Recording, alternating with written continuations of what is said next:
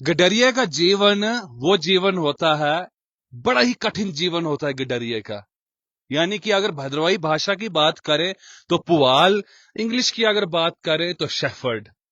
Shepherd यानी कि सर्दी, गर्मी, बर्फ, कुछ भी है, उसने अपनी बकरियों के साथ निकलना है और उसने उनकी सेवा भरपूर करनी है।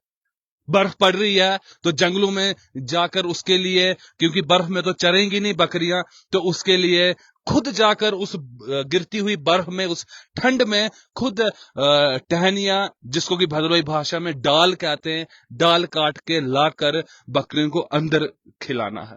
इसीलिए इस समय यानी कि जो सर्दियों का समय है, तो पुहालों की, शेफर्डों की बात करें तो वो यहां से पंजाब वाली तरफ चले जाते हैं, कुछ जम्मू चले जाते हैं, पंजाब चले जाते हैं, ताकि वहां पर थोड़ा गर्म मौसम होता है और घास चरने के लिए भी कुछ ना कुछ मिल ही जाता है।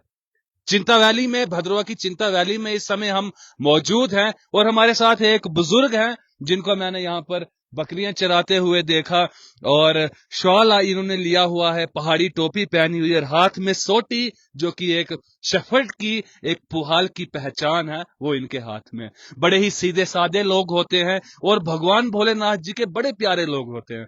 तो आइए इनके साथ बातचीत करते हैं। सर, कहाँ रहते हैं आप? नहीं, हम चिंता में रहते हैं, चिंता लाचान। लांसान के हैं यहाँ पे रहने वाले। तो कितने सालों से बकरियां चरा रहे हैं आप? अब हो गए 20-30 साल। 20-30 साल। जी। तो आपके पिताजी के पास भी थी या आप ही ने ये शौक पाला? उनके पास भी थी। अच्छा। जी। उनके पास कितनी थी? उनके पास थी 20-30-40। तो फिर मैंने जब भाड़ों के साथ गया तो 100 थी मेरे पास भी। अच्छा। हाँ, अब तो घर बैठा हूँ तो अब यही 30-40 है, ये 10-15-20 है। अच्छा। जी सर।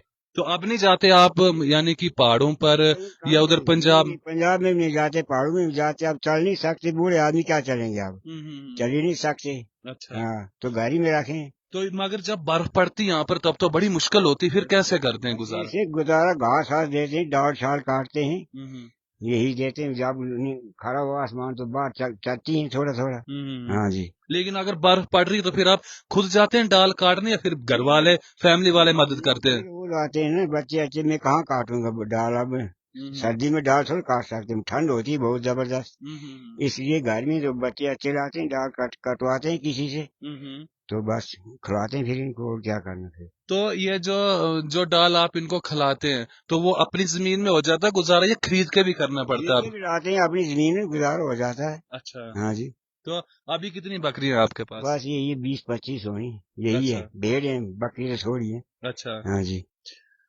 तो जब आप जो नौजवान थे और आप बकरियों के साथ जाते थे, यानी कि पंजाब की बात करें या भद्रवा की पहाड़ियों की बात करें या हम पाडर की बात करें, वहां कैसा मजा आता था और यहाँ पर कैसा है? पार्लर में तो बहुत मजा आता है। उधर क्या बांधा, उधर जंगल नहीं, कुछ नहीं, मैदान ही मैदान है, भेड़े आराम से चाहते, हम भी आराम से बैठते। अच्छा। जब नीचे जाना, जम्मू जाओ, कठुए जाओ, उधर तो कांटों में तो बहुत सख्ती आती है। अच्छा। अच्छा। कांटे होते हैं, चलना पड़ता है, भेड़ों को मुश्किल, आपको मुश्किल हो जाती है। अच्छा। हाँ जी। अच्छा। हाँ। तो यानी कि पंजाब में थोड़े कांटे वगैरह रहते हैं?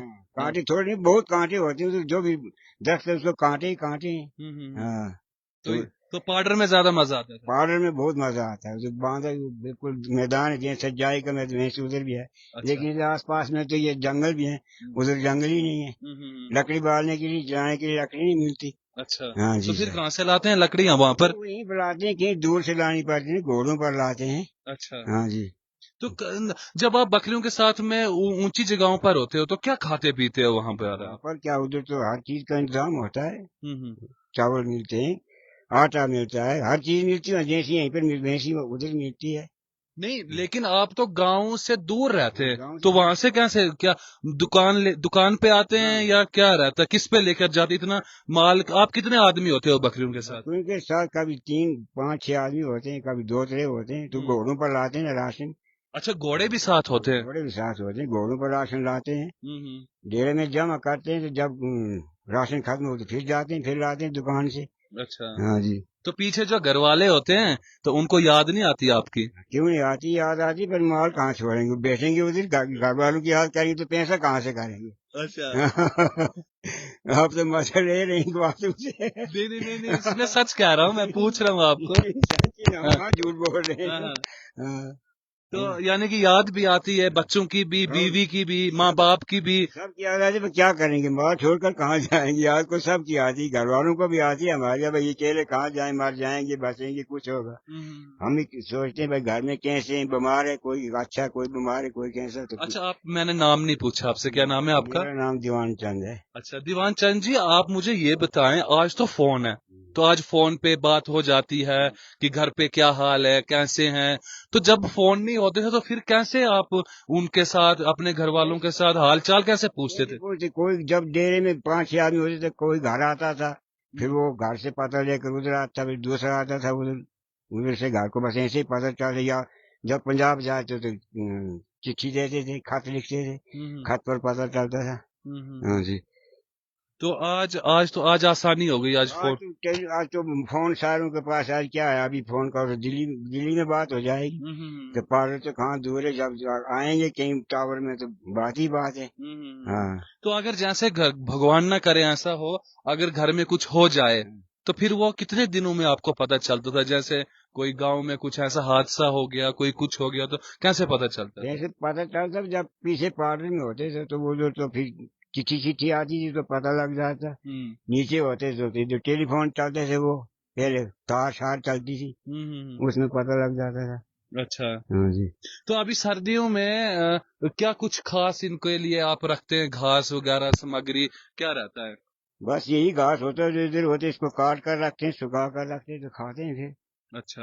मक्की का घास है ये, जो होता है नील घास कहते हैं हम इसको, भदवाई में, इसको अच्छा। काट कर रखते हैं। हाँ। फिर दाल होता है जिसको मेल उगाते हैं हम, अच्छा। वो देते हैं। बस अच्छा। यही है। या कहीं अगर किसी के पास नहीं तो वो और दूसरे खेत का भी डाल देते हैं, माल काटते हैं। तो अगर बीमार शिमार हो जाए तो आप खुद ही इनका इलाज करते हैं या इनके डॉक्टर को बुलाते हैं? डॉक्टर भी आते हैं, डॉक्टर के पास दवाई मिलती है हमें।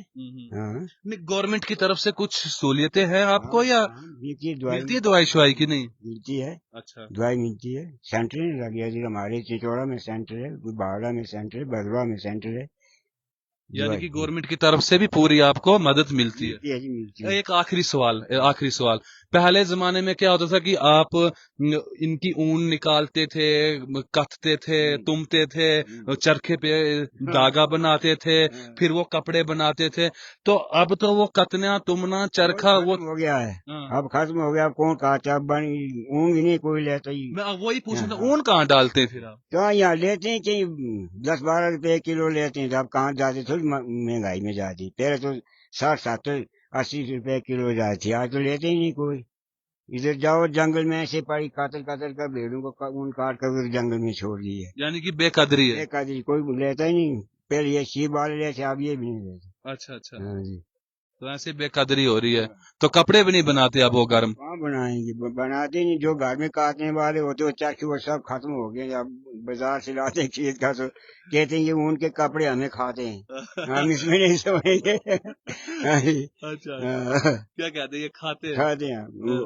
उन दूसरे बाजार जो बाजार से मिलते हैं उनमें से होते हैं, वो नरम होते वो हैं, नरम होते हैं ना। लेकिन गर्म वही होते हैं कि क्या कहते हैं आप? वो गर्म, जो घर वाले हम बनाते थे पहले। वो तो गर्म होते थे। ये हाँ। भी गर्म होंगे, लेकिन इसको क्या, अगर धोना तो खत्म हो जाते ही। जो हम घर में बनाते हो तो कपड़े पहन 10-15 साल एक कंबल चलता है, जितना तो इस्तेमाल। जंगलों में भी आप जब जाते थे, मैंने सुना उसके अंदर पानी भी नहीं आता था। और कहाँ आएगा पानी इसमें, वो अपने हाथ का बनो, वो इतना मोटा होता, कहाँ पानी आता था। बिल्कुल नहीं पानी आता था। तो आपको बुरा तो लगता होगा थोड़ा थोड़ा, भला हमारे वो हमारा जमाना, हमारे कपड़े। वो खत्म हो गया अब, जमाना खत्म हो गया। वो अब नहीं, अब ऑटोमेटिक जमाना है सब। ठीक ठीक। आप बहुत अच्छे, आप बड़े बड़े अच्छे आदमी हैं, आपके साथ बात करके बहुत अच्छा लगा चलो, हमें।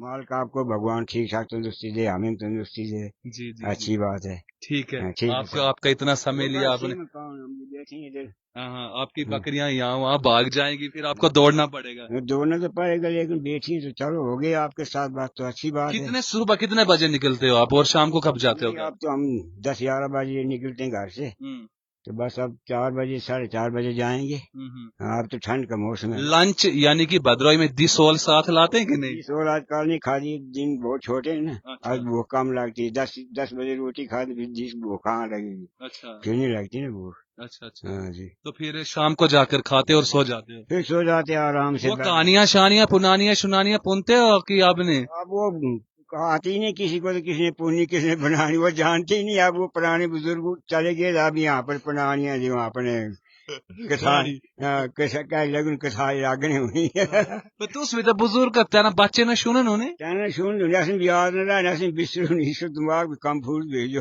या भी न करे काम दीवान चंद जी तो बड़े छेल मैन होते। खारे जी शेर बतनी बनाए तो खारे रखा। नहीं सच है सच है। दीवान चंद जी के साथ बात कर कर बहुत आनंद आया। मुझे लगता है कि आपको भी बहुत आनंद आया होगा। मैंने आपको कहा ना कि बकरियां चराने वाले लोग भगवान भोलेनाथ जी के बड़े प्यारे होते हैं। हालांकि सभी देवी देवताओं के होते हैं, लेकिन शिव जी को ये लोग बड़ा मानते हैं और शिव जी की भी अपार कृपा इनके ऊपर बनी रहती है। और सीधे सादे लोग होते हैं। मैंने सोचा कि क्यों ना आपकी बातचीत भी इनके साथ करवाई जाए।